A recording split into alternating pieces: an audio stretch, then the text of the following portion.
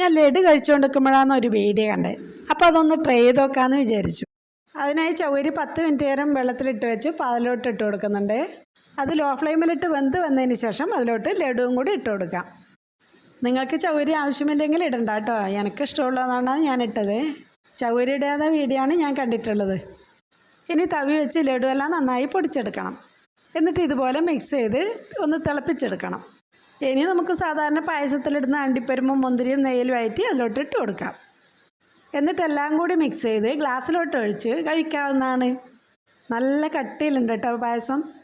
വിചാരിച്ച പോലെയല്ല, നല്ല ടേസ്റ്റാണ് കേട്ടോ. പിന്നെ പെട്ടെന്ന് പായസം കഴിക്കാൻ തോന്നിയാൽ ശർക്കരയൊന്നും ഇല്ലാതെ ഇങ്ങനെ ഉണ്ടാക്കി കഴിക്കാം. ഈ ലഡു പായസത്തിന് വീഡിയോ കാണുന്ന പോലെയല്ല, കുറച്ചും കൂടി മഞ്ഞ കളറുണ്ട്. അപ്പോൾ ഇനി എല്ലാവരും ഒന്ന് ട്രൈ ചെയ്ത് നോക്കിക്കോട്ടോ. മോശമൊന്നുമല്ല. ഇനി ഈ വീഡിയോ ഇഷ്ടപ്പെട്ടാൽ ചാനൽ സബ്സ്ക്രൈബ് ചെയ്ത് ഒപ്പം ലൈക്കും ഷെയറും ചെയ്ത് നമ്മളെ സപ്പോർട്ട് ചെയ്യാൻ മറക്കല്ലേ.